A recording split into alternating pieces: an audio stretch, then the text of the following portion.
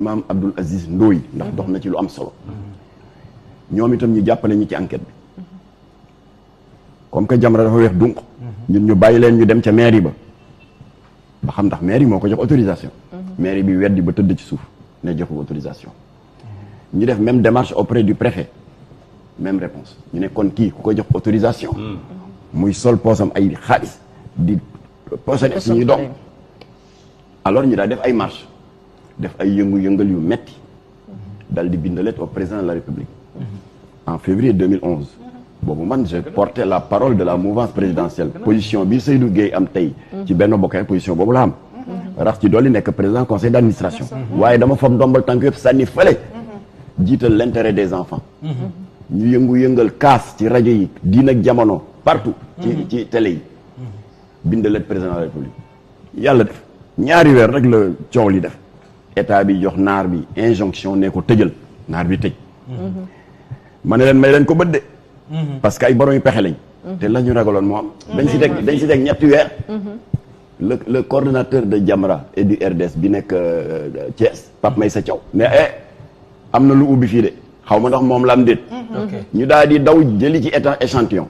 xam nga Tëngéej mu ngi tuddoon namp bi fii emballage bee changé ñu tuddee ko salañ-salañ waaye bañ ko analyser 20% d'alcool ñu xeexaat mu tëjaat ma jeexal tey ma jeexal ma ñëw rek ñu daal di xeex Thiès tëj ñu toog juróom benn weer Pape Golo Diop moom moo ñu toogal Louga attention am na lu ñu fiy jaay de ñu ne ko ut ci échantillon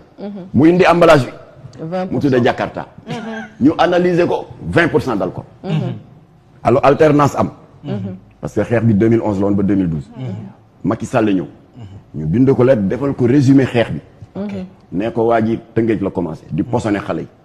tuddee ko namp bi xeex nañ ko ba tëj na mu ubbi Thiès di posone xale yi foofu mu ngi ko tuddee woon salañ-salañ ñu tëj ko mu ubbi na Louga di ko fa defee tuddee ko Jakarta alors il est vrai que état bi dawloo nañu ñeenti at waaye li ñuy amal solo mooy résultat bi parce que le 18 septembre 2015 jàppaleen date boobu président Macky Sall soññ na le ministre du commerce Aliou Sarr def benn arrêté ministériel en date du 18 septembre 2011 daal di tere sur l'étendue du territoire national lépp luy xeetu namp bi salañ-salañ ak Jakarta ñu daal di ko arrêté donc amatul woon 2015 ba 2019 y avait pas de Jakarta ni de salañ de namp bi waaye ñu jékki-jékki rek ça fait même pas 3 semaines am ay dee yuy tegloo HLM ay xale yu am 13 ans 14 ans 16 ans autopsie bi wane neen Jakarta la ñu naan ba noppi mu am 8 xale yu nekk en soins intensifs ndekete y a des distilleries de boissons alcoolisées foofu ca HLM 100 francs nga naan mandi alors ñeenti xale dee ci alors ñu ne leen nag journaliste ba doon wax ne Jamra a l'art de tout gonfler Jamra waxoon na depuis 2011 ne ngeen on gonflé ñeenti xale ñàkk nañ seen bakkan kon nag ñun li ñuy demandé Macky Sall te ñu ngi profité ci kër jaraaf bi boo xam ne dégg naa ne Macky Sall dina koy seetaan ñu ngi koy yëgal ni une loi elle n'est pas faite pour servir de décor juridique mais pour être appliquée comme que loi am na yaa ko votelu muy un arrêté ministériel en date du 18 septembre 2015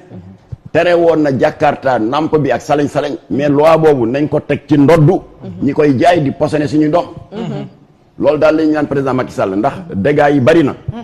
xale yi si ñàkk seen bakkan ay tuut tànk lañ yoo xam ne seen i waajur amoon nañ yaakaar ci ñoom pour benn saay-saay buy jaay sangara di gëmloo xare ne jus la ndekete sangara ne ci biir ñi di ko seetaan muy soli poosam di rey xale yi nañu arrêté loolu d'accord yaa Maxtar loolu crime la mais loolu crime la maa ngi ci suba rek ñu ngi ciy waxtaan RFM dama woote maa ngi ci autoroute à péage bi protection de l'enfant ana moom dama ne man samay doom bu ñu dem école dama leen di jox 100 francs yow nga jox leen 100 francs ñu koc xale yi ci buntu école bi jox leen ko ñu koy naan loolu crime la parce que xale yi ciy dee Lamine Samba maa ngi ko dégg muy wax ne benn xale bu dee parce que Jakarta la naan kon loolu état ni mu ci waroon a taxawee dafa des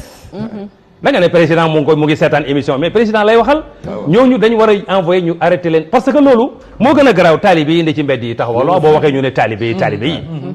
mais talibé yi sax est-ce que duñ leen sarax 100 francs ñuy dem di naan Jakarta. loolu état daf ci war a summi tànk tubayam parce que danger la. parce que maanaam meurtre la. loo xam ne xale yi dañ koy naan di dee. ba léegi mais